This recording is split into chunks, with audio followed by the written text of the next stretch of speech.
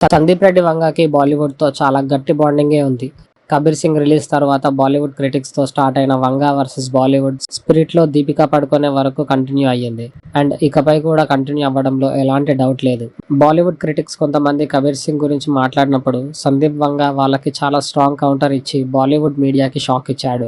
Craft పైన అర్హత లేని వాళ్ళు కూడా సినిమాని క్రిటిసైజ్ చేస్తారు అని లెఫ్ట్ అండ్ రైట్ ఇచ్చేశాడు. 'కబీర్ సింగ్'లో యాక్ట్ చేసిన ఆదిల్ హుసేన్ ఒక ఇంటర్వ్యూలో మాట్లాడుతూ తను 'కబీర్ సింగ్'లో యాక్ట్ చేసినందుకు రిగ్రెట్ అండ్ ఎంబారసింగ్ గా ఫీల్ అయ్యానని చెప్పాడు. తన ఫిల్మ్ కెరియర్ మొత్తంలో 'కబీర్ సింగ్' లో ఎందుకు యాక్ట్ చేశానా అనుకున్నానని చెప్పాడు. దానికి రిప్లైగా సందీప్ వంగ ఇలా పోస్ట్ చేశాడు. మీ 30 ఏళ్ల ఆర్ట్ మూవీస్ కెరియర్ మొత్తాన్ని కలిపి వచ్చిన ఫేమ్ కన్నా నువ్వు రిగ్రెట్ అయిన మూవీకే ఎక్కువ రికగ్నిషన్ వచ్చిందని అన్నారు.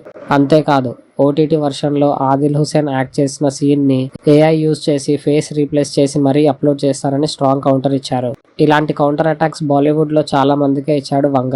The great writer Javed Akhtar గారి దగ్గర నుంచి చిన్న క్రిటిక్స్ వరకు యానిమల్ సినిమాని వేలెత్తి చూపించిన ప్రతి ఒక్కరికి దిమ్మ తిరిగిపోయే రిప్లైస్ ఇచ్చాడు. ఏది ఏమైనా వంగ పైన బాలీవుడ్ కి పీకల వరకు ఉంది. అండ్ ఇప్పుడు లేటెస్ట్ గా దీపికా పడుకొనె స్పిరిట్ నుంచి ఎగ్జిట్ అయినందుకు దాన్ని బాలీవుడ్ కి అనుగుణంగా ఉండేలాగా ఆల్రెడీ వంగ పై నెగటివిటీ స్ప్రెడ్ చేసే పనిలో పడిపోయారు. బట్ మళ్ళీ అందరికి ఫ్యూజ్ ఎగిరిపోయే ట్వీట్ ఒకటి పెట్టి షాక్ ఇచ్చాడు వంగ. స్పిరిట్ లో మెయిన్ ఫీమేల్ లీడ్ గా తృప్తి డిమ్రీ అని జస్ట్ క్యాజువల్ గా పోస్ట్ చేయకుండా తృప్తి డిమ్రీ అనే పేరు Telugu, Hindi, English, Malayalam, Kannada, Tamil, Chinese, Japanese languages లో రాసి వంగానా మజాకా అనిపించుకున్నాడు. ఎనీవేస్ స్పిరిట్ రిలీజ్ అయ్యే వరకు ఇలాంటి షాక్లు బాలీవుడ్ వాళ్ళకి తప్పవు.